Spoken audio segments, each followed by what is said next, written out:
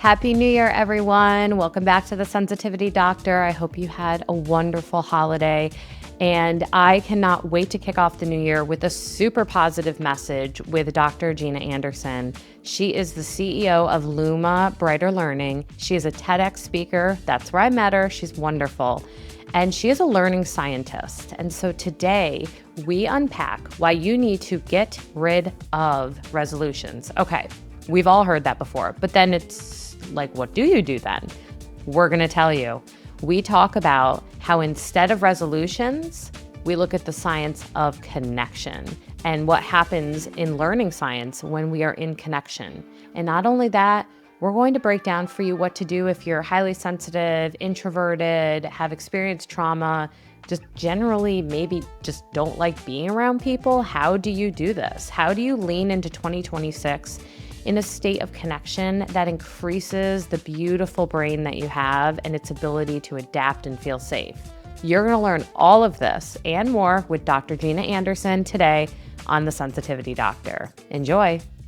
Well, Dr. Gina, I'm thrilled you're here. You are going to be helping me kick off the new year on The Sensitivity I love Doctor. that. Let's do that. Yes. And the reason I really wanted you to be the first voice that people heard for the new year is not only because you are so super positive. For anyone listening, I got to meet Dr. Gina Anderson at our TEDx talk in Raleigh. So please check her talk out.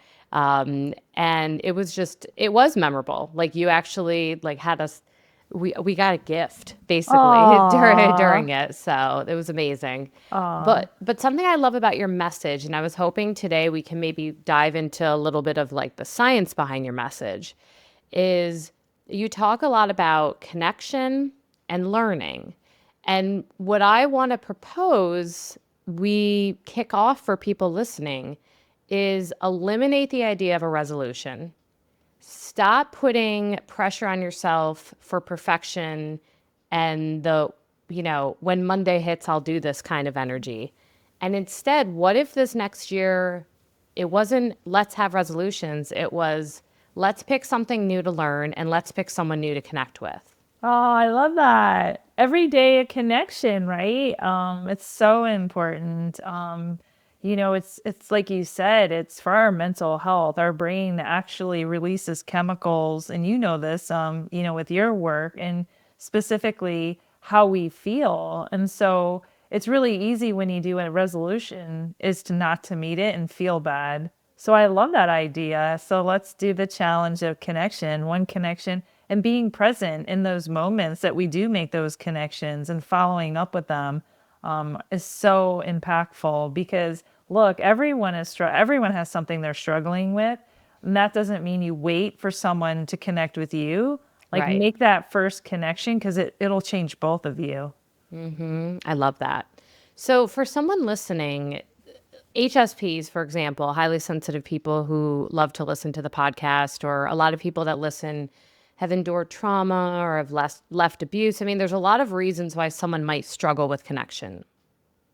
What would you say to those folks who are maybe even potentially thinking, well, this conversation's not for me because this is something I struggle with. There's no way I'm going to connect with someone every day. Yeah, so connection doesn't have to happen with another person. It actually can happen with yourself.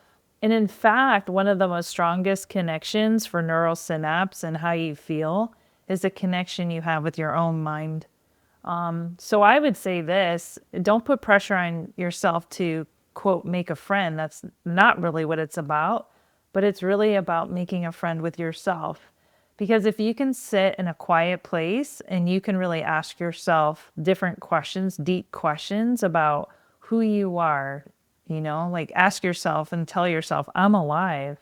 You're alive in this new year. And really getting to understand your own thoughts and your own energy can really change you.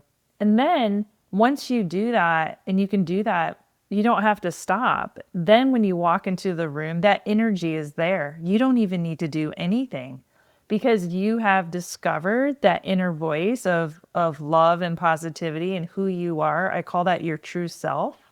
And once you uncover that, you can live a life of presence and energy that changes not only yourself, but other people without you even having to make that external connection with another person. You can walk into a room, you can harness that connection with yourself and that energy, and you can make other people feel good without even speaking. And that's real. And it's powerful. And we each have a brain. And it doesn't matter what neurodivergence or what trauma you've been through, everyone has a different, unique structure, a different, unique chemical makeup of their brain. And that's okay. But we can tap into what we have to change our lives. And that's the beauty of connection. Oh, I love that. I was actually, as I'm listening to you, thinking, I think she has her next TED Talk planned. No, interestingly, I had this idea about unseen perspectives because we all show up, but what we don't see is that trauma that everyone has been through, whether it's bullying, whether it's abuse, whatever that trauma has been, it breaks us and it doesn't have to. We have the power to recognize it, accept it, and become, aware of it so that we can move forward. And I think that's the beautiful nature of connection. So for people who are afraid to go out and make the connections, maybe they don't want to make best friends with their barista or join a large meetup group. This is funny because for anyone listening, we had a technical glitch and we're starting over with this question again, which cracks me up because that was the best part of your talk. So if anyone Oh, watching is watching us laugh at this question, that's why. that's I just so love, funny. keeping it real. So, but anyways, I was asking you, what do people who feel like I don't really want to go out and make friends every day, that feels unsafe or overwhelming, or maybe I'm an introvert or highly sensitive. You started speaking to me about this beautiful perspective that it doesn't have to be with others all the time. Can you talk on that again? Yeah. So when people say connection, I think we automatically think of connection with other people. But really, the most beautiful connection you can have is with yourself. And it is one of the most powerful modes of learning for learning science and neural connections. And so I challenge people to think about not putting pressure on yourself of having to go make connections with other people, but really spending time with your own self and your own self discovery to really understand who you are, your true core self. Because when you can unlock that, is beautiful. And when you walk into a room, people will recognize that when you're ready to do that. And so it's truly about building this connection with yourself that you probably have never gone there. And it may not be comfortable because you've never really asked yourself, who am I? Who truly am I at the core of my soul?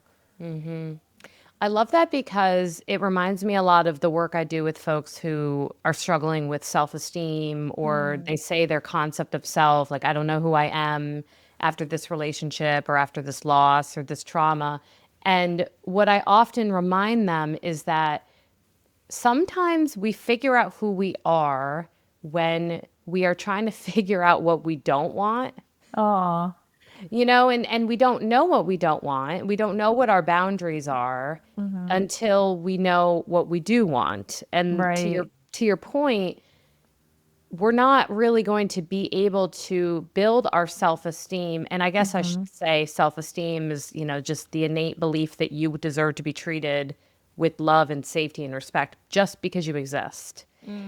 Whereas self-confidence is I can walk into the room and do my TED talk. That's so Right. you can have low self-esteem and high confidence. I think that Right. confuses folks sometimes. I love that definition because it's true, and I think that to discover your true self, you really have to identify your own values of who you are at the core. Because honestly, we are born in this world and we're looking for acceptance from our parents and love from our parents. So it's always external, this external desire versus internal.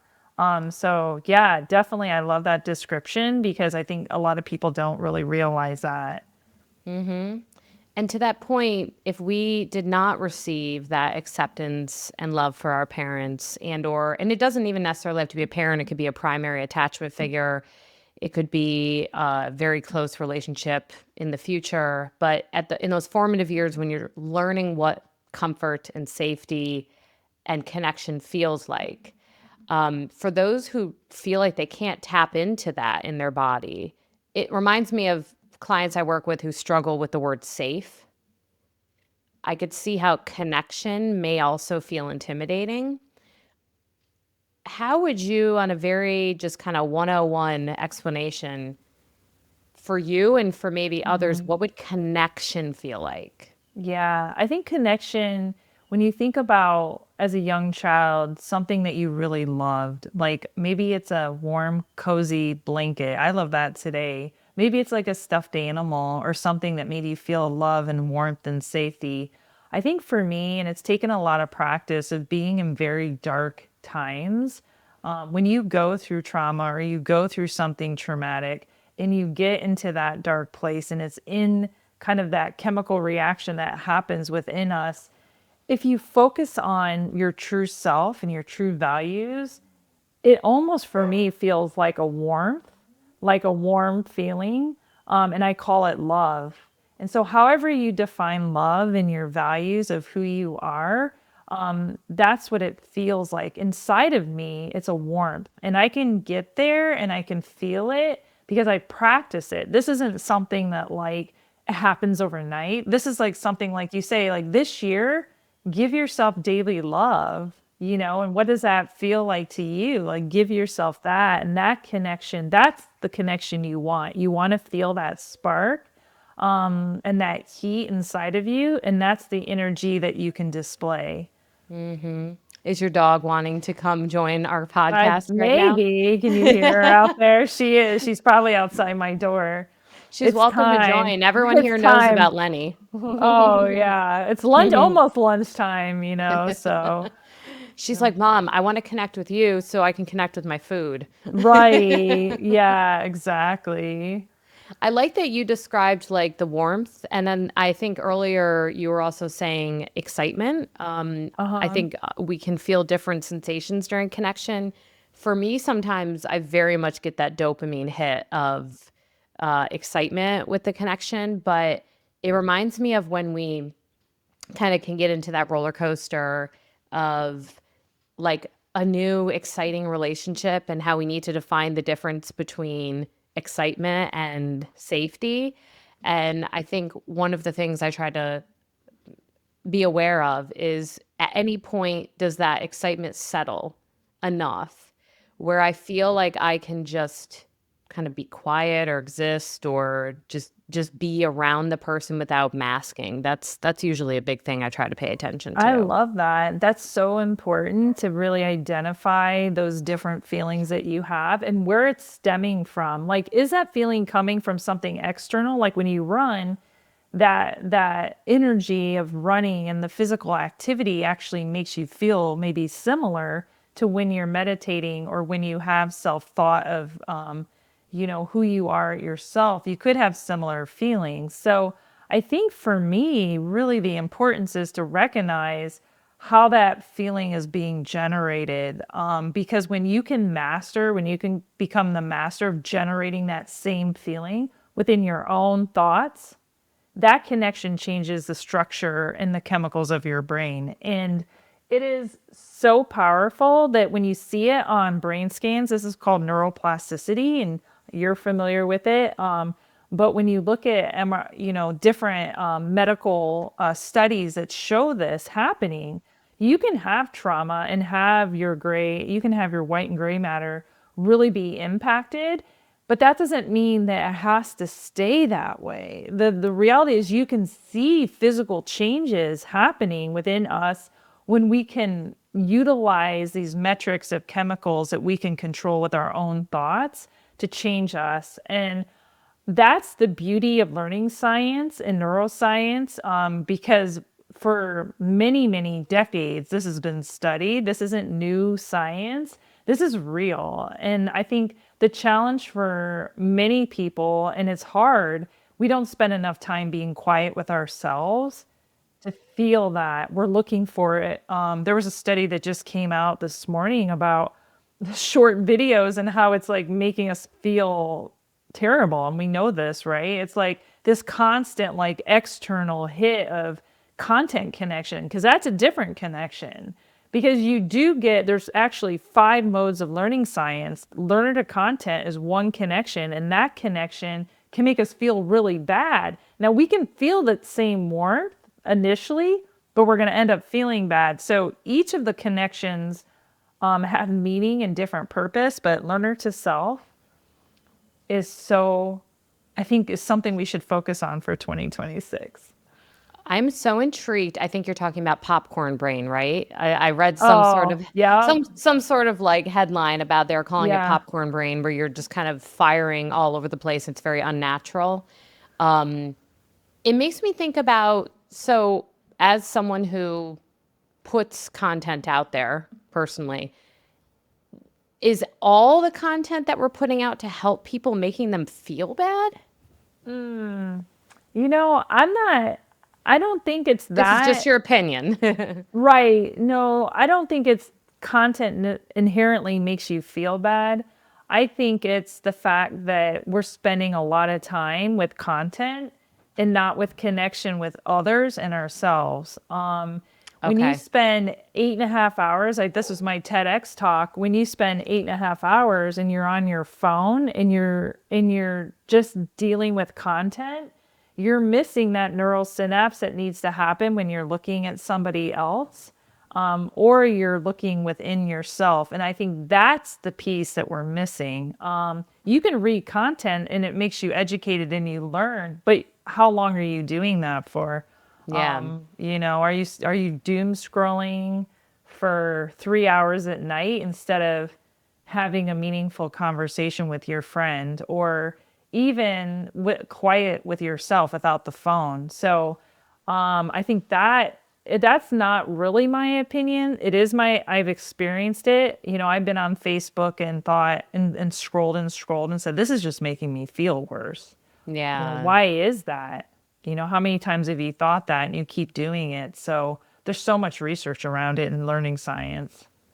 It makes sense when I think about the difference. I'm thinking about a personal example and then also something from Jonathan Haidt's new book about the anxious generation. Have you read that book?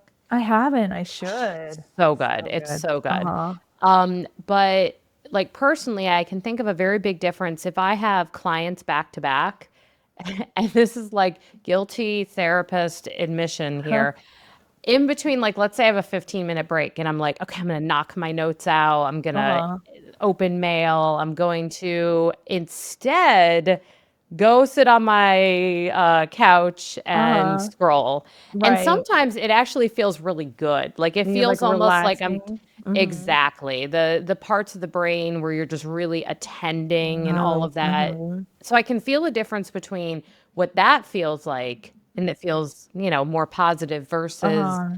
during my 10-hour drive back from the city over Thanksgiving and I'm just Uh-huh. like digesting junk online as I'm sitting in the Right. passenger seat, just killing Mm-hmm. time. And eventually you feel like you can feel the heaviness in your body. Right. Mm-hmm. And it kind of makes me think of from the anxious generation, how they're saying, yes, in some ways, kids who are on social media are having more connections, but they're not engaging in certain things like problem solving, um, relationship, the ebb and flow, the back and forth, the regulation of the nervous system and the vagus nerve. So that makes a lot of sense why the difference between like a shallow connection, you said learner to content, is that what you Mm-hmm. called it? Yep. Mm-hmm. Versus learner to self, or is it learner to learner? What would it be Yep. called? Mm-hmm. Is it learner to learner, It's like if learner to it's you and learner. me Hmm. talking? Yeah. Oh, Hmm. okay, cool. And actually, the most powerful learner to learner connection for the neural synapse for information processing for memory is more than 2 people. So it's actually 3 or more people. Interesting. And for that memory to be able to be recalled later at an extended time. So there's a lot of studies that study information processing and memory. And this is one of the reasons why it was so impactful for me with my mom who had dementia, is that she spent a lot of time doom scrolling. And the thing is, like, if she would have went out, now again, you have to be willing to do this. If she herself felt and was connected to her why and purpose and went out and was with more than one person or two people, that would help stretch that portion of her brain and thinking that would make her feel better. And there's so much research on it. And the thing is, we're spending a lot of time learning from our phone. But if you think about like puzzles, like there's puzzles on your phone. The doctor told my mom, just play puzzles on your phone. But think about when you play a puzzle and you have it on a table and there's three people there and you're doing it together. That's a different experience You're so cognitively and right. emotionally. So even though you're playing maybe a puzzle online with people, it's different.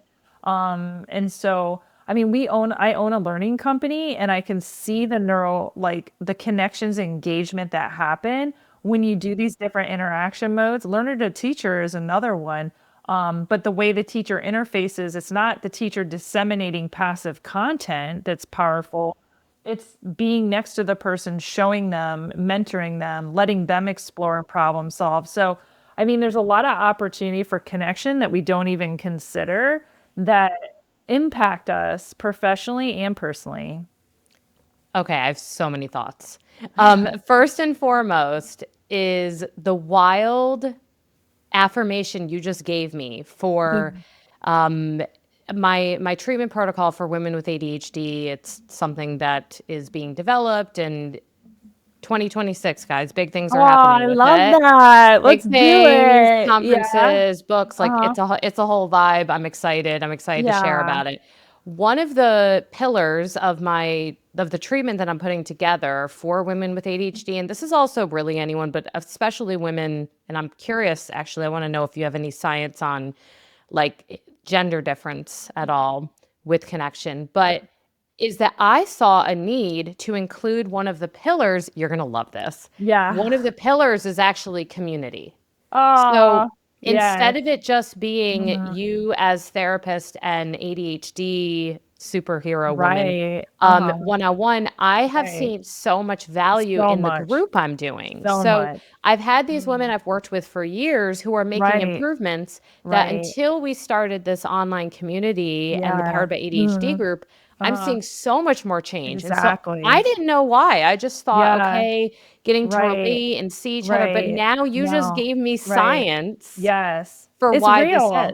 It's That's so cool. I have real. goosebumps. I'm so Oh, excited. I love it. It's so real. There's so much studying being done on that. And when we were in school, you think about you did group work and it was, you did it because, you're doing projects, but the understanding that happens and the neural connections that happen, it changes us. And I think that's why there's so many benefits of whoever designed the addiction programs with the cognitive behavior therapy models of group kind of collaboration. Like if you're an alcoholic and you go to, AAA and you go to those, they have to go to those sessions together. And I'm not sure if it's still done in person or not, but I'm Both. pretty sure it's Very much both. in person now still. Okay. Hmm. Yeah. So if you think about maybe there was different reasoning for doing that, but I'm sure a lot of those people stay together and they communicate together and they collaborate together because something was changed within them during that process.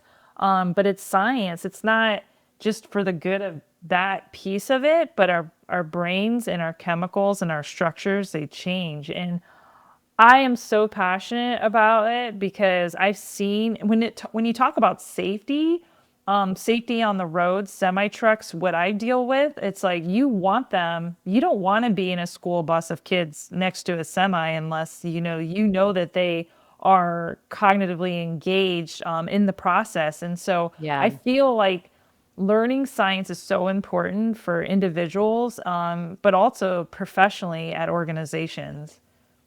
So I'm curious, and you might know the answer to this, and or this is just my little like hy- hypothesizing brain. So I'm trying to think of why more than two people would make the difference. And one thing well, two things come to my mind. I'm going to guess, and I want to know if you Wow. know. Uh-huh. One thing is that I could see where mirroring. So when you and I are talking just one on one, I'm seeing your reaction to me. only.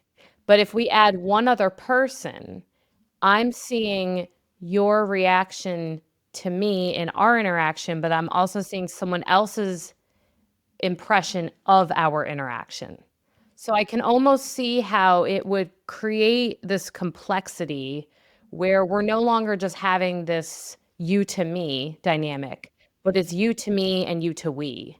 So it kind of expands it. That's just one Yeah, I'll send you thought. research studies on it. It's pretty Yeah. powerful because you actually see the neural engagement in the scans and the brain scans, and it's more of the activity that's happening within those synapses that are going Okay. on.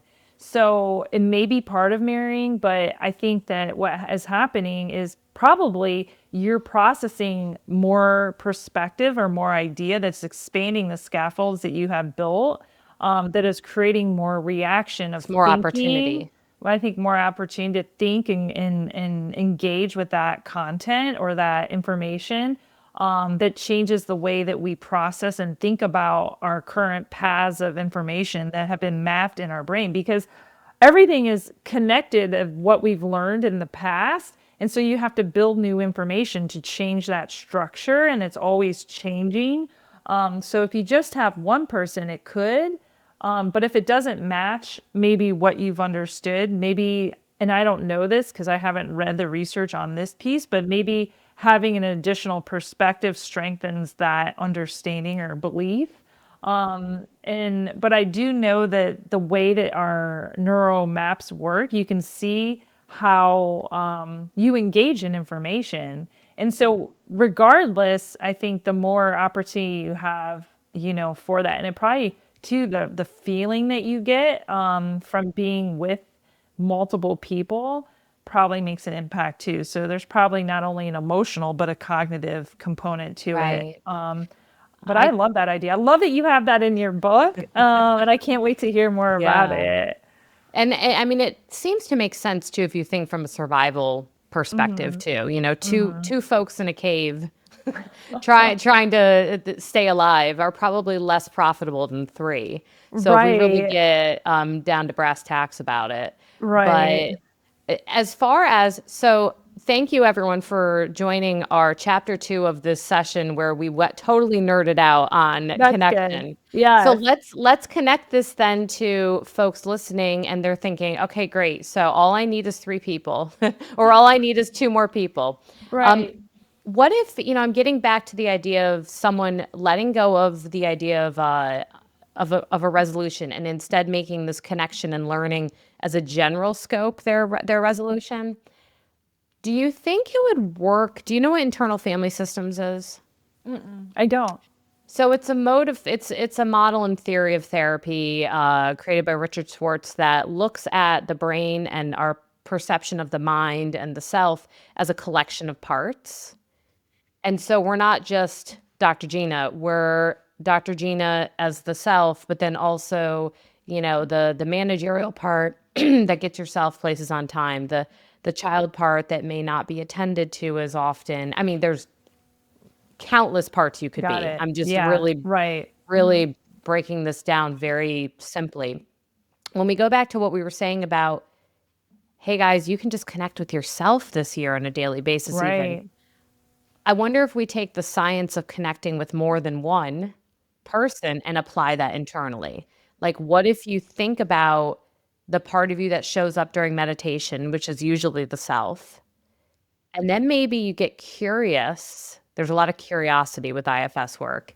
You get Yeah. curious about the part of you that shows up when you're nervous or the part of you that shows up when you're angry.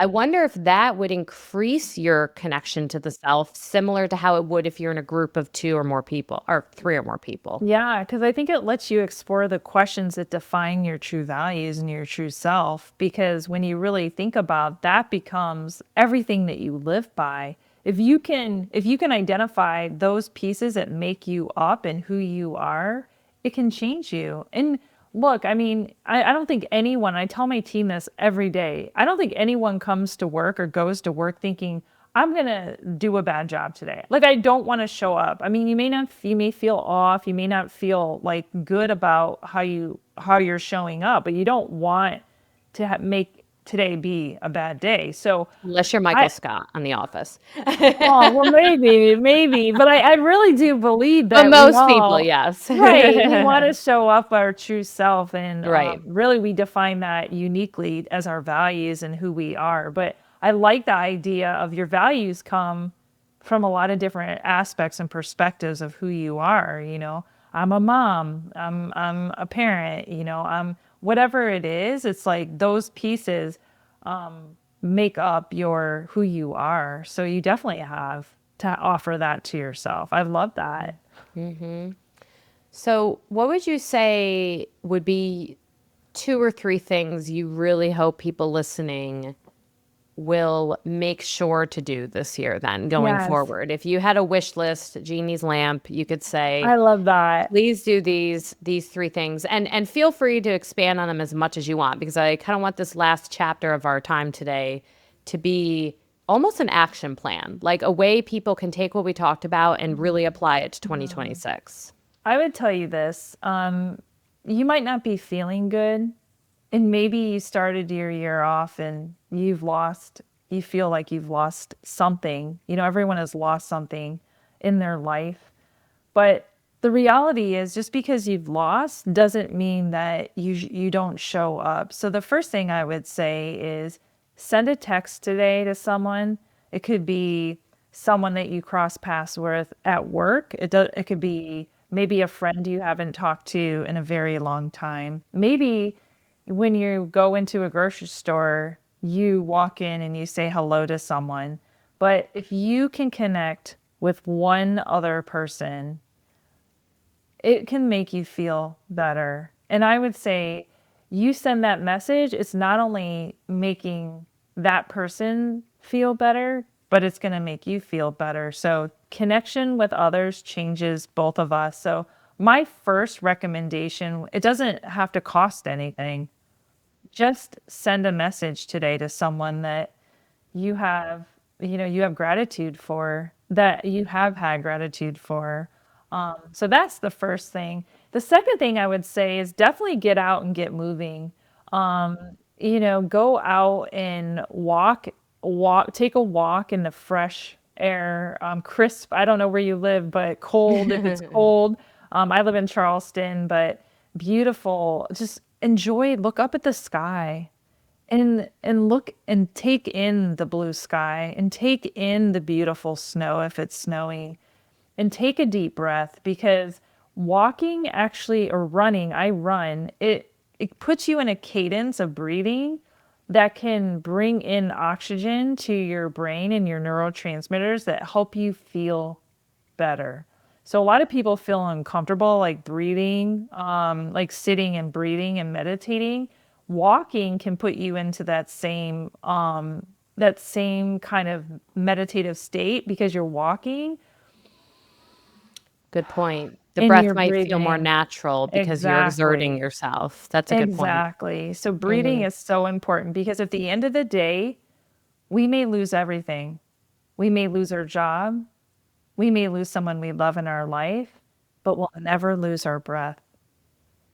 As You long as can, we're alive. long as we're alive. So you can Yes. always go back to your breath and remember that. Remember that your breath can set you forward. So definitely reach out to one person, get moving. And I would say the third thing is always give yourself a sunshine message in the morning. Be kind to yourself. Write on your mirror in a post-it note. Do we still get post-it notes? I have these little sunshine messages. I have them all over my desk. I have a jar that I'm actually going to be doing these jars this year. What if you like pull one Let's for do the it. anyone viewing? This Okay. is a sunshine message for All them. right. Let's do it. Oh, All cute. right. So I'm going to do Oh, this and your sunshine. nails for anyone not watching. Those are Oh, the most festive nails. thank you. I love that. I make myself feel better. Okay, let's pull out a sunshine message. I'm gonna And is have this from these. your company? I see it says Luma on there. Yeah, I gave out 600 jars of sunshine this year. I gave them out. I have so many pictures of people, of drivers, bus drivers, truck drivers, office workers, who give themselves just a message of sunshine every day. Love So let's that. do it. Let's give a message. Oh, and it's And like opening a present too. I know it tastes so good. I'm gonna have these for 20. Okay, today is going to be a really good day. I Oh, love that, okay. and that's our message. So Perfect. every day, it's like giving yourself a kind message to know that you're gonna be okay. So that's my advice. That's my roadmap for 2026. Dr. Amelia, I'm going to have Ripples of Sunshine in 2026. I haven't announced it officially yet, but by February, I'm going to offer Ripples of Sunshine because at the end of the day, we all need verbal hugs to brighten our day. And everyone needs a hug, even if it's just a little message. This is one I got today. Be your sunshine. Oh, I love that. I That's so love sweet. it. My favorite thing about you, Dr. Gina, is that you Yeah. have this like beautiful way of combining like fun and joy, but with all the, kind of sciency research behind it. Like it's like we get to learn and have that kind of serious desire of inquiring scratch while also having fun and being kind to ourselves. So thank you for that. Well, thank you for doing what you do to change lives. I'm so proud of you for your TED Talk, and Whenever it comes out. you making the big TED stage because mental health matters. It matters for every individual, and we Agreed. have to continue to offer solutions to help people move forward, whether it's a sunshine jar, or whether it's screening. Whatever it is, like, thank you so much for your work. And together we can make a difference. And even if it's one person, it matters. Agreed.